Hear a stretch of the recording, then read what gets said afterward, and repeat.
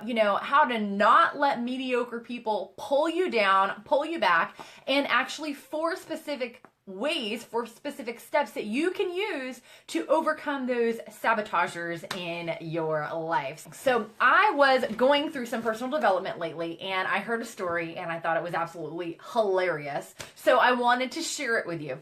So it was actually out of the book called The Miracle Morning. Now, if you have not read that book, or maybe you haven't heard of that book, it is by Hal Elrod and Pat Petrini. If you are in network marketing like myself, I highly suggest you get that book. The book is called The Miracle Morning, and that is a specific version for network marketers. So if you have a dream and a goal of building your business, pick it up.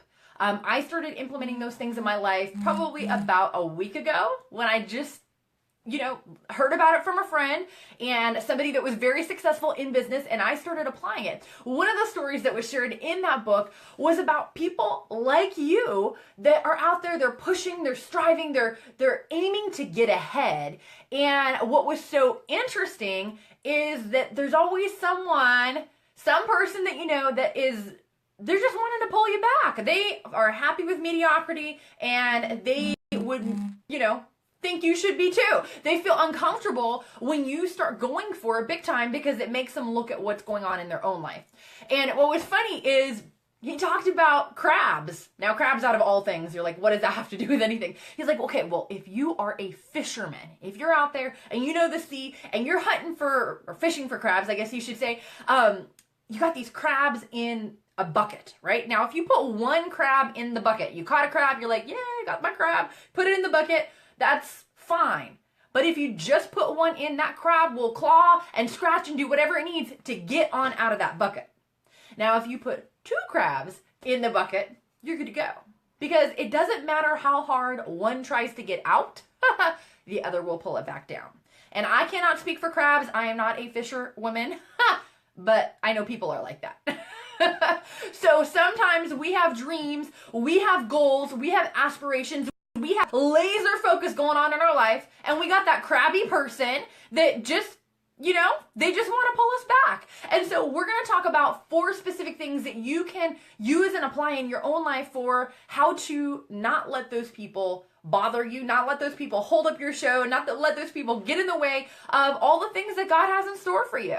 So the first thing is, if we're going to talk about 4 different ways that you can eliminate this problem from your life, one of the first thing is probably quite obvious. Let's not spend a lot of time with the people that are the sabotagers, okay? So if we have people that are people from work, or if we have people that are maybe friends that you're used to hanging out with, so if you have those people in your life and they're always, you're like, yeah, I'm gonna do this and I'm doing that and I'm ready to go for it, I'm ready to rock this thing, and they're like, you really think you're going to do that? And they give you a hard time, right? Or, you talk about what your plans are for the future. I know so many people, here we are, we just finished up, big convention. Everyone's powered up and ready to go. And oftentimes it's that one person that, wants to kind of rain on our parade that can be a distraction. So how do we avoid that? Well, limit the time that you spend with those people. If you have a circle of friends and you've had the same circle of friends for a long time and you are going someplace and they are not, then they are by default trying to pull you back into their world. So not that you're going to be like, hey, you're not my friends anymore, but limit your association, limit the amount of time you spend with people that are not rooting for you. Yeah, like that's a big thing. So decide not to spend that much time with them and get around some other people that will help you out. So that is the first one. The second one is discipline your disappointments. Okay. And what do I mean by that? Well, when I say that, I'm specifically talking about prospecting and recruiting. Okay. So you're out there and you're ready to roll and you've got these people and you're talking to them and you're like, yeah, isn't this amazing? We're ready to go to the top. We see this huge vision for what can happen with your company. And they kind of don't get it. Like they're like, I'm happy at my job. Like you got to discipline your disappointments sometimes, because there's going to be people that you have that are on your list of names. You're like, oh my gosh, I got my list. I'm ready to go. You contact them, you meet with them. You're like so excited because you know that they have the potential to be a marquee player in your business, and like it goes whoop, way over their head. And they're just not getting it. It's maybe not the right time in their life. And maybe they even say some negative stuff to you. You got to discipline your disappointment. So next time you talk to a prospect and you're just trying to get that appointment, or you're just trying to approach them and they shoot you down, or they say something negative, or they're just not, it's not going the way you expected, you got to discipline your disappointments. Because by disciplining your disappointments, you're going to keep yourself steady. You know, so many times I see people, especially people that are new entrepreneurs, new in network marketing, that their emotions literally run them all over the place. Their emotions are like a roller coaster. Do you know what I'm talking about? I mean, have you ever felt like that yourself? You're like, yes, I'm guilty of that. I certainly am. I'm speaking from my own experience of mistakes I made and things that, you know what, it sucks when you're in that state of mind where you're like betting and hoping and everything is on the line, and then you do it and it's like, well, that didn't go as expected. So you go from a super high to a super low, and you have to try and pick yourself back up. So the biggest thing I can tell you is you've got to discipline your disappointments. Just be steady Eddie. You know, if someone comes in, sometimes we have these people, we call them big mouth frogs, okay? They're like, talk, talk, talk, talk, talk, talk, talk. I'm like, show me. Watch their feet and not their mouth, right? When it comes up in your back office, when it comes up, you know, in a place where wherever your, you know, company keeps everything, keeps track of everything, when it comes up there, then you know it's good because it's in the system. But until then, everything's fair game.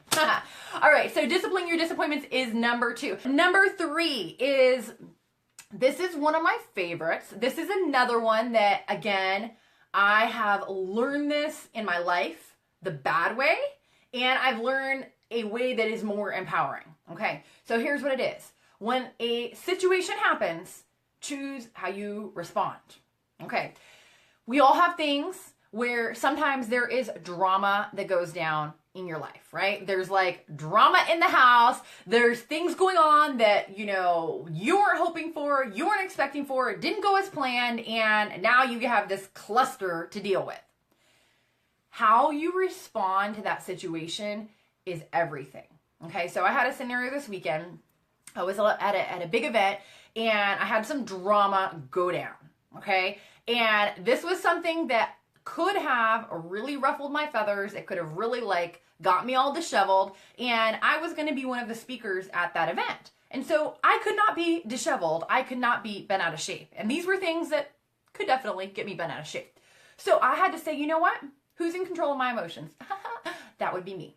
Okay. So I am going to choose to not let this bother me. And sometimes that is a tough thing to do, but you have the power. No one controls your emotions except you. Other things may happen to you, but we can choose the type of meaning that we give those scenarios, and we can choose how much we focus on them. And so what I decided to do was I decided to change what I focused on at that moment. I said, you know what? This is an upsetting situation, and I'm not going to think about this situation. I'm going to think about something else. So I put my earbuds on, I put my personal growth on my phone, and I started just changing my focus. So decide how you respond. It doesn't matter what you're doing. If you're going to do something of any great significance in your life, you will have drama, you will have challenges, you will have situations that, you know, are not that pleasant, okay? And that's okay. And expect it, because you're going to do great things. So we know that's going to happen. So we just have to decide ahead of time, hey, when, you know, the trash is going everywhere, when there's drama going down, when the crap hits the fan, how are we going to respond? If we make a choice up front that, hey, when we have a yucky situation, we know in advance that we're going to take control of our thoughts. We're going to take control of our emotions. We're going to not ride that roller coaster, right? Our emotions will not run us. You know, Tony Robbins says that the quality of your life is based on the quality of emotions that you live on a daily basis. And you know what's interesting is one of the first exercises that I did with him, and this was a long time ago, and one of his older audio sets, is he has you actually write down what are the emotions that you go through on a regular basis. Are you happy? Are you sad? Are you fired up? Are you excited? Are you anxious? Are you pissed off? Are you frustrated? Are you overwhelmed? What are the emotions that you go through on a regular basis? Because typically, most of us, our emotions are a habit that plays out in our life. Something happens, it presses that emotional button, and we just run the cycle of whatever that might be for us. So the good news is that you can choose to rewire your circuitry. You can choose that, hey, when something comes in, it's going to hit that emotional button that's going to make you mad or make you angry or make you frustrated or make you overwhelmed or make you something that's not a positive emotion in your life. You can say, hey, you know what? I'm going to rewire some things right now, and I'm going to choose to respond to the situation differently because I control my emotions. So that's number 3. Number 4 is create a support system. You will have people that will try and pull you down, like those crabby people we were talking about, but then you will also have people that will push you up. They will say, you got this. They will say, you can do it. They will say, hey, read this book, listen to this audio, join the support group. Hey, let's be accountable to each other. They will be there to have your back because you will be there to have their back. So get some people in your life that can speak hope over your dreams. They can encourage you when you need a friend to talk to you, when you need you got this kind of moment.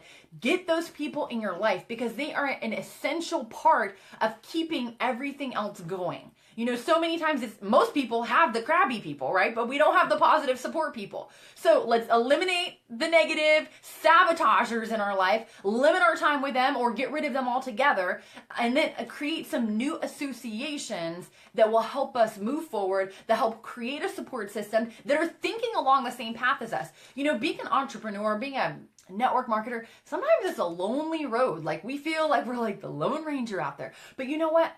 You don't have to feel that way. Because in reality, that is not reality. The reality of the matter is there are hundreds and thousands and millions of people that are fighting for their dreams and goals. They're going out there each and every day and putting their best foot forward. They're doing what they have to do to get the job done. And it's about connecting with those other people so that you can have somebody that's got your back when you need that. When you're having a down moment, when you're needing a pick me up, you have an encourager in your life that can say a good positive word to you. So guys, those are the 4 points that I have for you tonight. I hope you enjoy them. I hope you will share this and pass this on because so many of us deal with people that try and pull us back, and we don't need that. Don't need that at all. We need people that want to push us forward, lift us up. And we also need those mental skills so that we can handle the situations that are going to come our way, you know, inevitably, right? Just knowing in advance, hey, this will happen. So we know that, we're going to plan for it, and we're going to get prepared for, you know, how we're going to handle those situations in the future. So, you know, one of the things that's been so very valuable in kind of setting everything up for us in our business and really pushing to the next level, really kind of getting something that I guess kind of works on autopilot. We have so many things that work on autopilot, right? Wouldn't it be great if our business worked on autopilot? Like you could be out spending time with your family or with your kids or on a date with your spouse or, you know, hey, doing something fun. And people, you know, started reaching out to you wanting to find out more about your business. Like if you had something like that set up in your life, if you had that type of system in place, would it change some things? My guess would be yes. And it would be big, like a big change, right? So what am I talking about? We have active prospecting where we're out there, we're recruiting, we're connecting with people, we're doing what we have to do to get the job done. But then what we have is also passive prospecting. And passive prospecting is doing like what I talked about, where you have some things that are set up in place to people, you know, they actually start reaching out to you. They actually start wondering, hey, what do you got going on?